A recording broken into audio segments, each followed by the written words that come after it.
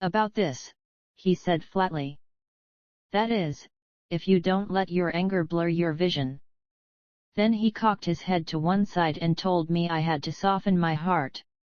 It's one of the rules, he said. If you want to strengthen your faith, you will need to soften inside. For your faith to be rock solid, your heart needs to be as soft as a feather. Through an illness, accident, loss, or fright, one way or another, we all are faced with incidents that teach us how to become less selfish and judgmental, and more compassionate and generous.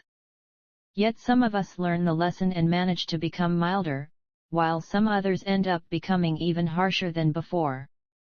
The only way to get closer to truth is to expand your heart so that it will encompass all humanity and still have room for more love. You stay out of this, I said. I'm not taking orders from drunken dervishes. Unlike my father, that is. Aladdin, shame on you, my father broke in.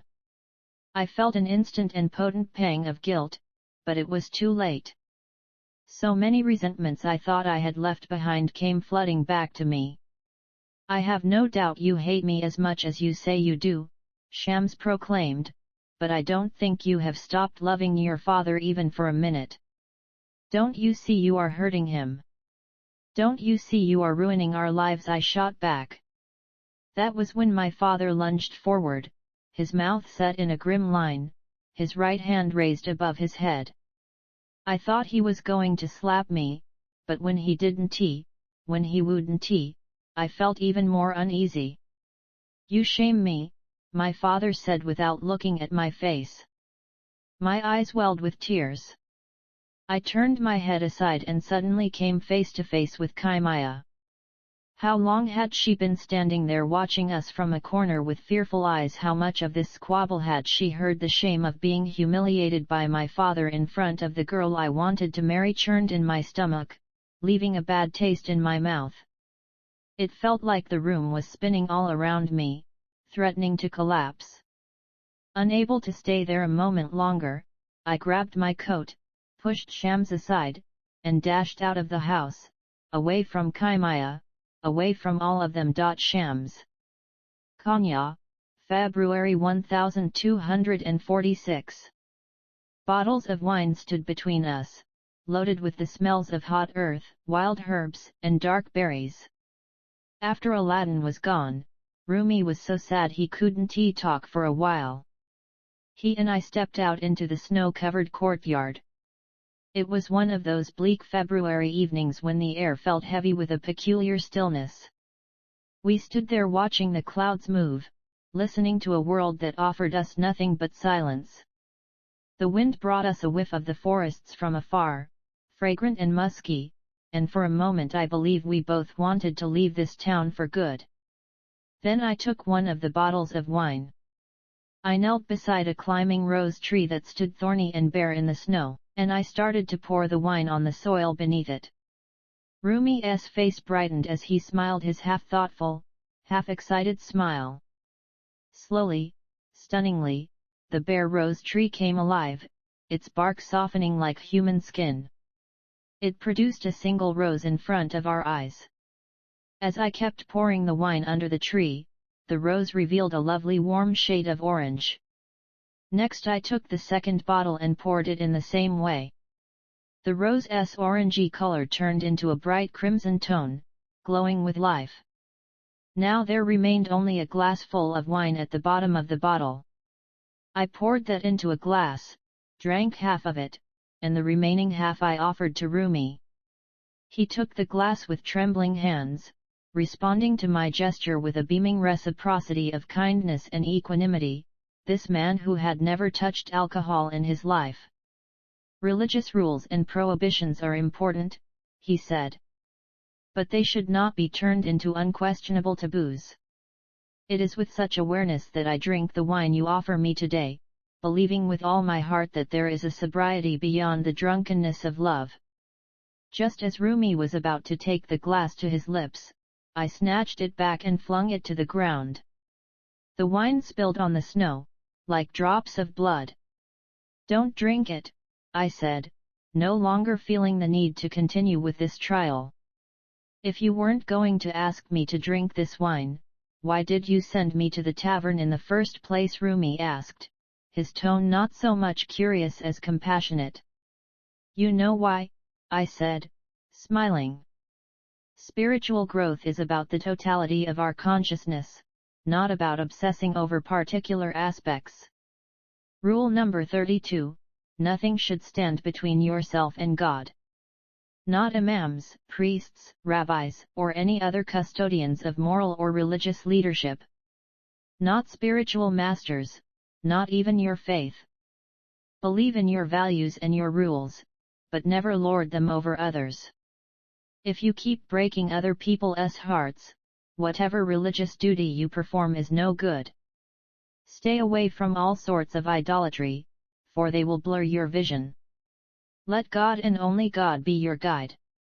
Learn the truth, my friend, but be careful not to make a fetish out of your truths. I had always admired Rumi's personality and known that his compassion, endless and extraordinary, was what I lacked in life. But today my admiration for him had grown by leaps and bounds. This world was full of people obsessed with wealth, recognition, or power. The more signs of success they earned, the more they seemed to be in need of them. Greedy and covetous, they rendered worldly possessions their qiblat, always looking in that direction, unaware of becoming the servants of the things they hungered after. That was a common pattern. It happened all the time. But it was rare as rubies, for a man who had already made his way up, a man who had plenty of gold, fame, and authority, to renounce his position all of a sudden one day and endanger his reputation for an inner journey, one that nobody could tell where or how it would end. Rumi was that rare ruby. God wants us to be modest and unpretentious, I said. And he wants to be known, Rumi added softly. He wants us to know him with every fiber of our being. That is why it is better to be watchful and sober than to be drunk and dizzy. I agreed. Until it turned dark and cold, we sat in the courtyard with a single red rose between us. There was, beneath the chill of the evening, the scent of something fresh and sweet. The wine of love made our heads spin gently, and I realized with glee and gratitude that the wind no longer whispered despair. Ella. Northampton, June 24, 2008. Baby, there's a new Thai place in town, David said. They say it's good. Why don't we go there tonight, just the two of us? The last thing Ella wanted to do on this Tuesday was go out for dinner with her husband. But David was so insistent that she couldn't say no. The Silver Moon was a small restaurant with stylish lamps, leather booths, black napkins, and so many mirrors hung low on every wall that the customers felt as if they were dining with their own reflections. It didn't take Ella long to feel out of place there. But it wasn't the restaurant that had made her feel this way. It was her husband. She had glimpsed in David's eyes an unusual glitter. Something wasn't normal. He looked pensive, worried, even. What disturbed her most was that he had stuttered a few times. Ella knew that for his childhood speech impediment to surface, David had to be very distressed. A young waitress dressed in a traditional outfit came to take their orders. David asked for chili basil scallops, and Ella decided on the vegetables and tofu in coconut sauce, staying true to her 40th birthday decision to refrain from eating meat. They also ordered wine. They talked about the sophisticated decor for a few minutes, discussing the effect of black napkins versus white napkins. Then there was silence. 20 years of marriage, 20 years of sleeping in the same bed, sharing the same shower, eating the same food, raising 3 kids, and what it all added up to was silence. Or so Ella thought. I see you've been reading Rumi, David remarked. Ella nodded, though with some surprise. She didn't know what surprised her more, to hear that David knew about Rumi or that he cared about what she read. I started reading his poetry to help me to write my report on sweet blasphemy, but then I became interested in it, and now I'm reading it for myself, Ella said by way of explanation. David grew distracted by a wine stain on the tablecloth, then sighed with a valedictory expression on his face. Ella, I know what's going on, he said. I know everything. What are you talking about? Ella asked, although she wasn't sure she wanted to hear the answer.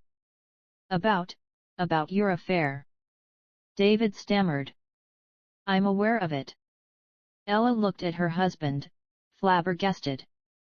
In the glow of the candle that the waitress had just lit for them, David's face showed pure despair. My affair. Ella blurted out, quicker and louder than she intended.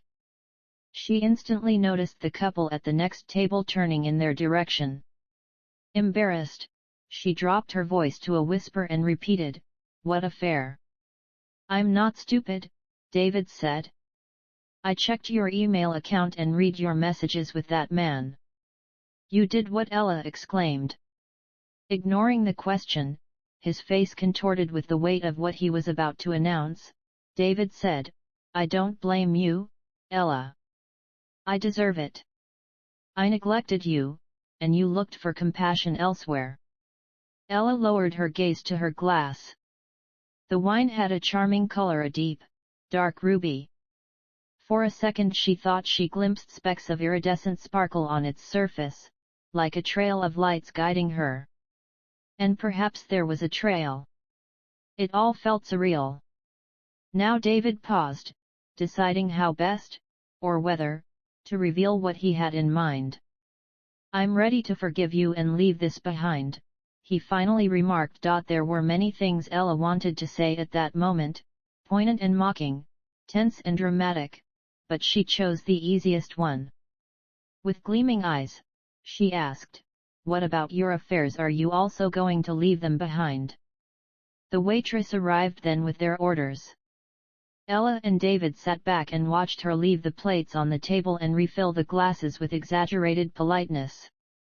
When she finally left, David flicked his eyes up toward Ella and asked, So is this what this was about? Was it for revenge? No, Ella said, shaking her head in disappointment. This is not about revenge. It never was. Then what is it about? Ella clasped her hands, feeling as if everything and everyone in the restaurant, the customers, the waiters, the cooks, and even the tropical fish in the fish tank had stopped to hear what she was going to say. It is about love, she said at last. I love Aziz. Ella expected her husband to roll with laughter. But when she finally found the courage to look him in the eye, there was only horror on his face, quickly replaced by the expression of someone who was trying to solve a problem with minimal damage. Suddenly she had a moment of knowing. Love was a serious word, loaded and quite unusual, for her, a woman who had said so many negative things about love in the past. We have 3 kids, David said, his voice trailing off. Yes, and I love them very much, Ella said with a slump in her shoulders. But I also love Aziz. Stop using that word, David interjected. He took a big gulp from his glass before he spoke again. I made major mistakes, but I never stopped loving you, Ella, and I have never loved anyone else. We can both learn from our mistakes. For my part, I can promise you that the same thing won't happen again. You don't need to go out and look for love anymore. I didn't go out and seek love, Ella muttered, more to herself than to him. Rumi says we don't need to hunt for love outside ourselves. All we need to do is to eliminate the barriers inside that keep us away from love. Oh, my God! What's come over you this instant? Stop being so romantic, will you come back to your old self? David snapped, then added, Please. Ella furrowed her brow and inspected her nails as if there were something about them troubling her. In truth, she remembered another moment in time when she herself had said virtually the same words to her daughter. She felt as if a circle had been completed. Nodding her head slowly, she put her napkin aside. "Can we please go now?" she said. "I'm not hungry." That night they slept in separate beds. And early in the morning, the first thing Ella did was write a letter to Aziz. The Zealot. Konya, February 1246. Batten down the hatches. Sheikh Yasin. Sheikh Yasin. Did you hear the scandal? Abdullah, the father of one of my students, exclaimed as he approached me on the street. Rumi was seen in a tavern in the Jewish quarter yesterday. Yes, I heard about that, I said, but I wasn't surprised. The man has a Christian wife, and his best friend is a heretic. What did you expect? Abdullah nodded gravely. I guess you are right. We should have seen it coming. A number of passers-by gathered around us, overhearing our conversation. Somebody suggested that Rumi should not be allowed to preach in the Great Mosque anymore. Not until he apologized publicly. I agreed. Being late for my class in the madrasa, I then left them to their talk and hurried off. I had always suspected that Rumi had a dark side ready to float up to the surface someday. But even I hadn't expected him to take to the bottle. It was utterly disgusting. People say Shams is the primary reason for the downfall of Rumi, and if he weren't around, Rumi would go back to normal. But I hold a different view. Not that I doubt that Shams is an evil man, he is, or that he doesn't have a bad influence on Rumi, he does, but the question is, why can't Shams lead other scholars astray, such as me? At the end of the day, those two are alike in more ways than people are willing to recognize. There are people who heard Shams remark, "A scholar lives on the marks of a pen. A Sufi loves and lives on footprints." Now, what does that mean? Apparently Shams thinks scholars talk the talk and Sufis walk the walk. But Rumi, too, is a scholar, isn't he? Or does he not consider himself one of us anymore? Should Shams enter my classroom, I would chase him away like a fly, never giving him the opportunity to sputter gibberish in my presence. Why can't Rumi do the same? There must be something wrong with him. The man has a Christian wife, for starters. I don't care if she has converted to Islam. It is in her blood and in the blood of her child. Unfortunately, the townspeople don't take the threat of Christianity as seriously as they should, and they assume that we can live side by side. To those who are naive enough to believe that, I always say, can water and oil ever mix? That is the extent to which Muslims and Christians can. Having a Christian for a wife and being notoriously soft toward minorities, Rumi was already an undependable man in my eyes, but when Shams of Tabriz started living under his roof, he totally deviated from the right path. As I tell my students every day, one needs to be alert against Shaitan. And Shams is the devil incarnate. I am sure it was his idea to send Rumi to the tavern. God knows how he convinced him. But isn't beguiling righteous people into sacrilege what Shaitan excels at? I understood Shams' evil side right from the start. How dare he compare the Prophet Muhammad, may peace be upon him, with that irreligious Sufi Bistami? Wasn't it Bistami who pronounced, "Look at me. How great is my glory"? Wasn't it he who then said, "I saw the Kaaba walking around me"? The man went as far as stating, "I am the smith of my own self." If this is not blasphemy, then what is? Such is the level of the man Shams quotes with respect. For just like Bistami, he, too, is a heretic. The only good news is that the townspeople are waking up to the truth. Finally, Shams' critics increase with each passing day. And the things they say. Even I am appalled sometimes. In the bathhouses and tea houses, in the wheat fields and orchards, people tear him apart. I reached the madrasa later than usual, my mind heavy with these thoughts. As soon as I opened the door to my classroom, I sensed there was something unusual. My students were sitting in a perfect line, pale and oddly silent, as if they had all seen a ghost. Then I understood why. Sitting there by the open window with his back resting against the wall, his hairless face lit with an arrogant smile, was none other than Shams of Tabriz. "Salamun alaikum, Sheikh Yasin," he said, staring hard at me across the room. I hesitated, not knowing whether to greet him, and decided not to.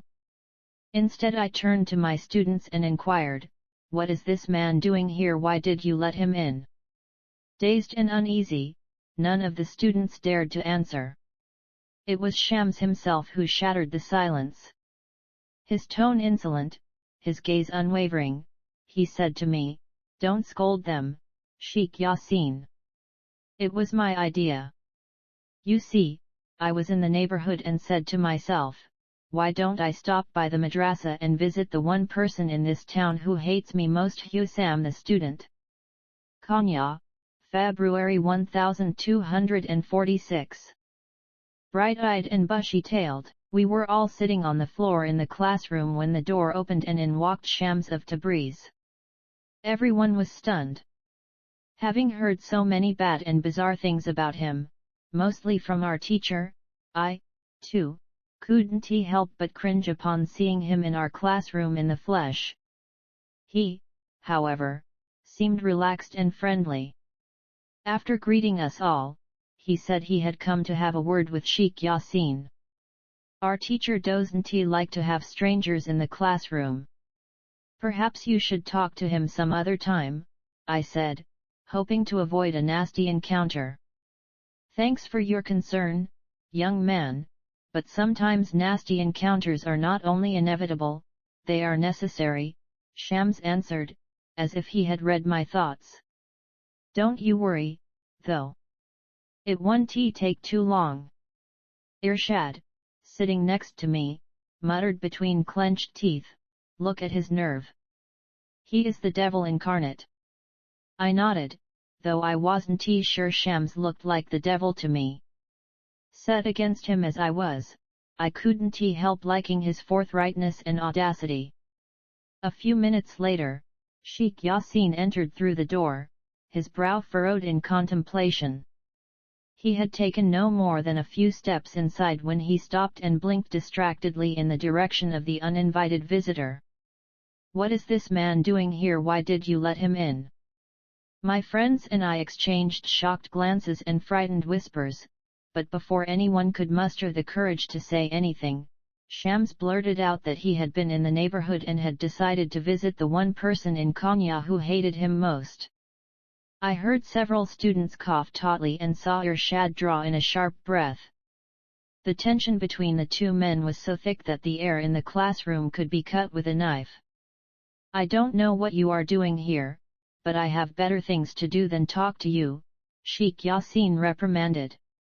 "Now, why don't you take your leave, so that we can get on with our studies? You say you want to talk to me, but you have been talking about me," Shams remarked. "You have constantly spoken ill of me and Rumi, and of all the mystics along the Sufi path." Sheikh Yasin sniffed through his big, bony nose and narrowed his mouth to a pout, as if he had something sour on his tongue. "As I said, I have nothing to talk with you about. I already know what I need to know. I have my opinions." Shams now turned to us with a swift, sardonic glance. "A man with many opinions but no questions. There's something so wrong with that." Really, Sheikh Yasin looked amused and animated. "Then why don't we ask the students which of the two they'd rather be, the wise man who knows the answers or the perplexed man who has nothing but questions?" All of my friends sided with Sheikh Yasin, but I sensed that many did so less out of sincere agreement than to get favors from the teacher. I chose to remain silent. "One who thinks he has all the answers is the most ignorant," Shams said with a dismissive shrug, and turned to our teacher. "But since you are so good with answers, may I ask you a question?" That was when I started to worry about where this conversation was heading. but there was nothing I could do to prevent the escalating tension. Since you claim I am the devil's servant, could you kindly tell us what exactly your notion of shaitan is? Asked Shams. Certainly, Sheikh Yasin said, never missing an opportunity to preach. Our religion, which is the last and the best of Abrahamic religions, tells us it was shaitan who caused Adam and Eve to be expelled from heaven. As the children of fallen parents, we all need to be alert, because shaitan comes in many forms. Sometimes he comes in the form of a gambler who invites us to gamble, sometimes a beautiful young woman who tries to seduce us. Shaitan can come in the least expected forms, like that of a wandering dervish. As if expecting this remark, Shams smiled knowingly. I see what you mean. It must be a huge relief, and an easy way out, to think the devil is always outside of us. What do you mean? Sheikh Yasin asked. Well, if shaitan is as wicked and indomitable as you are saying he is, then we human beings have no reason to blame ourselves for our wrongdoings. Whatever good happens we'll attribute to God, and all the bad things in life we'll simply attribute to shaitan. In either case we'll be exempt from all criticism and self-examination. How easy that is!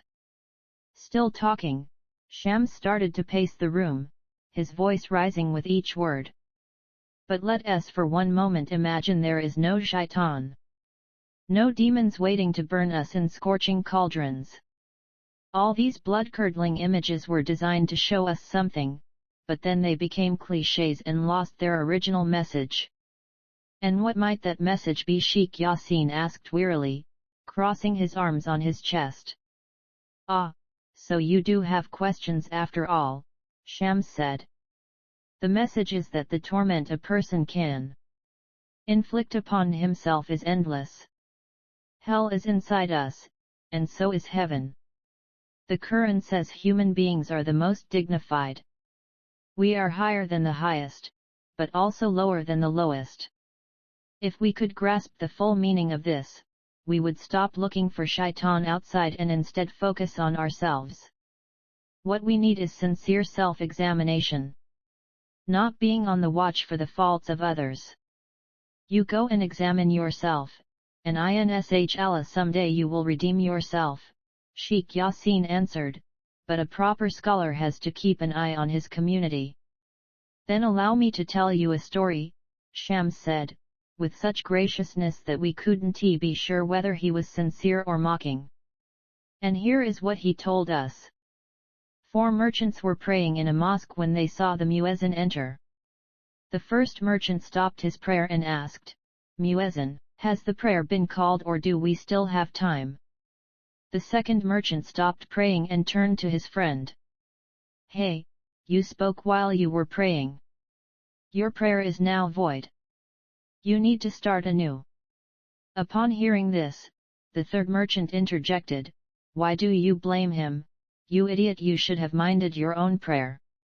Now yours is void, too. The fourth merchant broke into a smile and said loudly, Look at them. All 3 have messed up. Thank God I'm not one of the misguided. After telling this story, Shams stood facing the classroom and asked, So what do you think, which of the merchants' prayers, in your opinion, were invalid? There was a brief stirring in the classroom as we discussed the answer among ourselves. Finally someone at the back said, The second, the third, and the fourth merchant's prayers were void. But the first merchant is innocent, because all he wanted was to consult the muezzin. Yes, but he shouldn't have abandoned his prayer like that, Irshad interposed. It is obvious that all the merchants were wrong, except the fourth one, who was just talking to himself. I averted my gaze, disagreeing with both answers but determined to keep my mouth shut. I had a feeling my views might not be welcome. But no sooner had this thought crossed my mind than Shams of Tabriz pointed at me and asked, And you over there? What do you think? I swallowed hard before I could find my voice. If these merchants made a mistake, it is not because they spoke during prayer, I said, but because instead of minding their own business and connecting with God, they were more interested in what was going on around them. However, if we pass judgment on them, I am afraid we'll be making the same crucial mistake. So what is your answer? Sheikh Yasin asked, suddenly interested in the conversation. My answer is, all four merchants have erred for a similar reason, and yet none of them can be said to be in the wrong, because at the end of the day, it is not up to us to judge them. Shams of Tabriz took a step toward me and looked at me with such affection and kindness that I felt like a little boy savoring the unconditional love of a parent. He asked my name, and when I told him, he remarked, "Your friend Husam here has a Sufi heart." I blushed up to my ears when I heard this. There was no doubt I would be scolded by Sheikh Yasin after the class and mocked and ridiculed by my friends. But all my worries quickly evaporated. I sat straight and smiled at Shams. He gave me a wink in return and, still smiling, continued to explain. The Sufi says, I should mind my inner encounter with God rather than judging other people. An orthodox scholar, however, is always on the lookout for the mistakes of others. But don't forget, students, most of the time he who complains about others is himself at fault. Stop confusing the minds of my students. Sheikh Yasin broke in. As scholars we cannot afford to be disinterested in what others are doing. People ask us many questions and expect to be answered duly, so that they can live their religion fully and properly. They ask us if their ablutions need to be redone should their noses bleed or if it is okay to fast while traveling and so on. The Shafi, Hanafi, Hanbali, and Maliki teachings differ from one another when it comes to these matters. Each school of law has its own set of meticulous answers that must be studied and learned. That's good, but don't get so attached to nominal distinctions. Shams sighed. The logos of God is complete. Don't reach for details at the expense of the whole. Details? Sheikh Yasin echoed incredulously. Believers take rules seriously. And we scholars guide them in their endeavor. Keep guiding, that is, as long as you don't forget that your guidance is limited and there is no word above the word of God, Shams said, and then he added, but try not to preach to those who have attained enlightenment. They derive a different pleasure in the verses of the Quran and so do not require the guidance of a sheikh. Upon hearing this, Sheikh Yasin got so furious that his withered cheeks flushed waves of crimson and his Adam's apple jutted out sharply. There is nothing temporary in the guidance we provide, he said.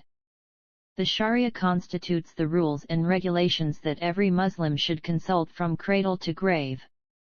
The Sharia is only a boat that sails in the ocean of truth. The true seeker of God will sooner or later abandon the vessel and plunge into the sea.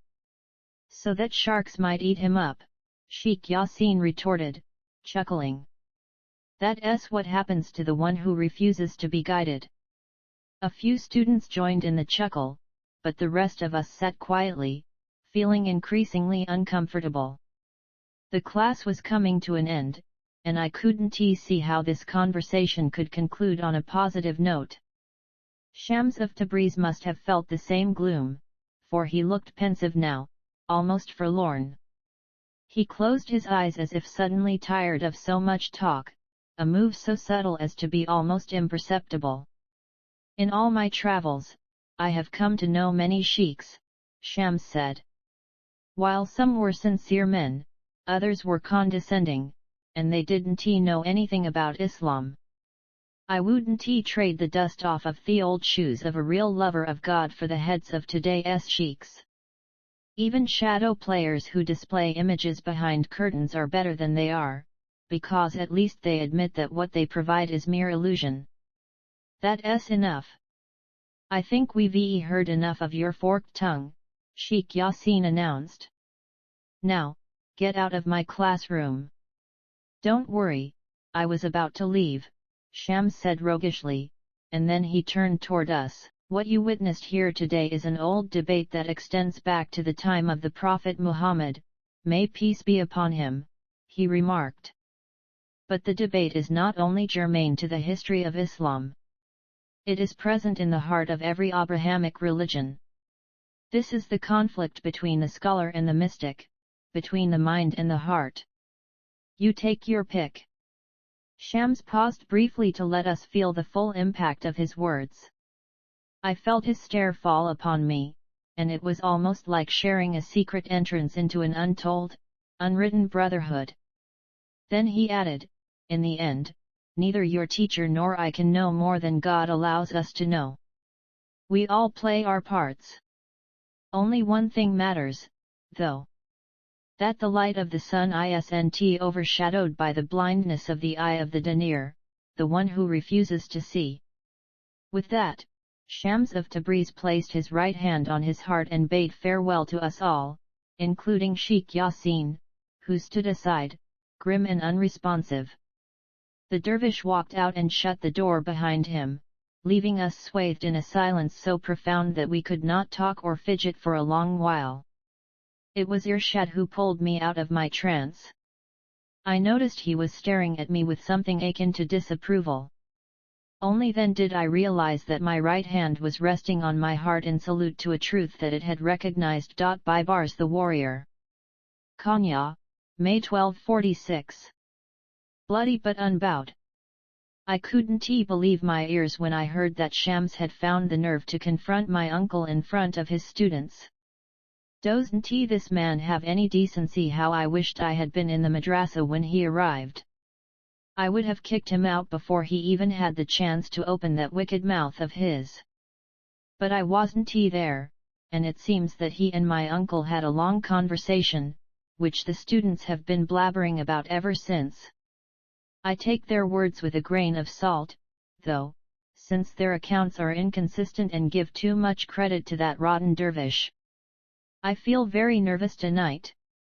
It is all because of that harlot Desert Rose. I can't rid my mind of her. She reminds me of jewelry boxes with secret compartments. You think you own her, but unless you have the keys, she remains locked up and unreachable even when you hold her in your arms. It is her surrendering that troubles me most. I keep asking myself why she didn't resist my fits. How come she just lay there on the floor under my feet, listless as a dirty old rug? Had she hit me back or screamed for help, I would have stopped hitting her.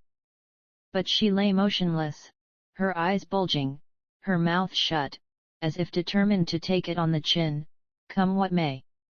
Did she really not care at all whether I killed her? I have been trying hard not to go to the brothel again, but today I gave in to the need to see her. On the way there, I kept wondering how she would react upon seeing me. In case she complained about me and things got nasty, I was going to bribe or threaten that fat patron of hers. I had everything worked out in my mind and was ready for every possibility, except for the possibility of her having run away. What do you mean, Desert Rose is not here? I burst out. Where is she? Forget about that harlot, the patron said, popping a locum into her mouth and sucking the syrup off of her finger. Seeing how upset I was, she added in a softer voice, why don't you take a look at the other girls, Bibars? I don't want your cheap whores, you fat hag. I need to see Desert Rose, and I need to see her now. The hermaphrodite raised her dark, pointed eyebrows at this form of address but didn't dare to argue. With me. Her voice dwindled to a whisper, as if ashamed of what she was about to say. She is gone. Apparently she ran away while everyone was sleeping. It was too absurd to be even laughable. Since when do whores walk out of their brothels? I asked. You find her now. The patron looked at me as if she were seeing, really seeing me, for the first time. Who are you to give me orders? She hissed, as her small, defiant eyes, so unlike those of Desert Rose, blazed back at me. I am a security guard who has an uncle in high places. I can shut this den down and put you all out on the street, I said as I reached over to the bowl on her lap and plucked out a locum. It was soft and chewy. I wiped my sticky fingers on the patron's silk scarf. Her face became livid with rage, but she did not dare to pick a fight. "Why are you blaming me?" she said. "Blame that dervish. He is the one who convinced Desert Rose to leave the brothel and find God."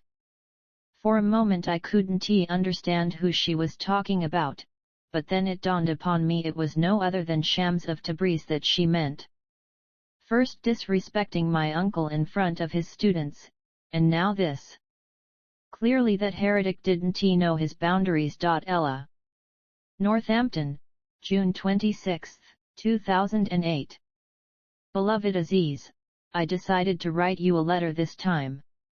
You know, the old-fashioned way, with ink, a perfumed paper, a matching envelope, and a stamp. I am going to mail it to Amsterdam this afternoon. I need to do this right away because if I delay in mailing my letter, I am afraid I will never be able to do it. First you meet someone who is completely different from everyone around you. Someone who sees everything in a different light and forces you to shift, change your angle of vision, observe everything anew, within and without. You think you can keep a safe distance from him. You think you can navigate your way through this beautiful storm until you realize, much too suddenly, you are thrust out into the open and in fact you control nothing. I cannot tell when exactly I became captivated by your words. All I know is, our correspondence has been changing me. Right from the start. Chances are I will regret saying this, but having spent my whole life regretting the things I failed to do, I see no harm in doing something regrettable for a change. Ever since I met you through your novel and your emails, you have dominated my thoughts. Every time I read an email from you, I feel something inside me swirl and realize that I have not known such contentment and excitement in a long while. Throughout the day you are on my mind all the time. I talk to you silently, wondering how you would respond to every new stimulus in my life. When I go to a nice restaurant, I want to go there with you. When I see anything of interest, I am saddened by not being able to show it to you. The other day my younger daughter asked me if I had done something with my hair. My hair is the same as always. But it's true that I look different, because I feel different. Then I remind myself that we haven't even met yet. And that brings me back to reality. And the reality is that I don't know what to do with you. I have finished reading your novel and turned in my report. Oh, yes, I was writing an editorial report on it. There were times when I wanted to share my views with you, or at least send you the report I gave the literary agent, but I thought that wouldn't be right. Although I can't share with you the details of my report, you should know that I absolutely loved your book. Thank you for the pleasure. Your words will stay with me always. Anyway, sweet blasphemy has nothing to do with my decision to write this letter, or perhaps it has everything to do with it. What has compelled me is this thing between us, whatever it is, and its overwhelming impact upon me is eluding my control. It has become more serious than I can handle. I first loved your imagination and your stories, and then I realized I love the man behind the stories. Now I don't know what to do with you. As I said, I need to send this letter immediately. If not, I will have to tear it into a dozen bits. I will act as if there is nothing new in my life, nothing unusual. Yes, I could do what I always do and pretend that everything is normal. I could pretend if it weren't for this sweet ache in my heart. With love, Ella. Kara. Konya, May 1246. Baptism of fire. I don't know how to deal with this situation.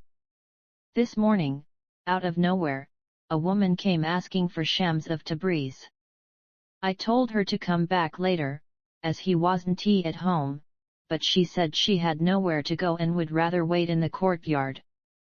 That was when I got suspicious and started to inquire into who she was and where she came from. She fell to her knees and opened her veil, showing a face scarred and swollen from many beatings. Despite her bruises and cuts, she was very pretty and so lithe. Amid tears and sobs, and in a surprisingly articulate way, she confirmed what I had already suspected. She was a harlot from the brothel.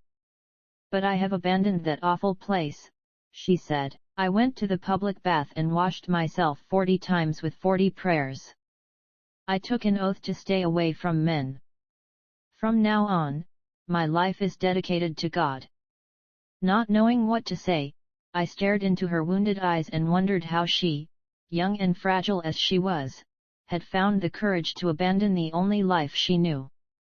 I didn't want to see a fallen woman anywhere near my house, but there was something about her that broke my heart, a kind of simplicity, almost innocence, I had never seen in anyone before. Her brown eyes reminded me of Mother Mary's eyes. I couldn't bring myself to shoo her away. I let her wait in the courtyard. That was the most I could do. She sat there by the wall, staring into space as motionless as a marble statue. An hour later, when Shams and Rumi returned from their walk, I rushed to tell them about the unexpected visitor. "Did you say there was a harlot in our courtyard?" Rumi asked, sounding puzzled. "Yes, and she says she has left the brothel to find God." "Oh, that must be Desert Rose," Shams exclaimed, his tone not so much surprised as pleased. "Why did you keep her outside? Bring her in." "But what will our neighbors say if they learn we have a harlot under our roof?" I objected, my voice cracking with the tension. "Aren't we all living under the same roof anyhow?" Shams said, pointing to the sky above. "Kings and beggars, virgins and harlots, all are under the same sky." How could I argue with Shams? He always had a ready answer for everything. I ushered the harlot into the house, praying that the inquisitive eyes of the neighbors would not fall upon us. No sooner had Desert Rose entered the room than she ran to kiss the hands of Shams, sobbing. "I am so glad you are here." Shams beamed as if talking to an old friend. "You won't go back to that place ever again. That stage of your life is completely over. May God make your journey toward truth a fruitful one." Desert Rose commenced to cry harder. "But the patron will never leave me in peace. She will send Jackal Head after me." "You don't know how." "Clear your mind, child," Shams interrupted. "Remember another rule: while everyone in this world strives to get somewhere and become someone, only to leave it all behind after death, you aim for the supreme stage of nothingness. Live this life as light and empty as the number 0. We are no different from a pot. It is not the decorations outside but the emptiness inside that holds us straight. Just like that, it is not what we aspire to achieve but the consciousness of nothingness.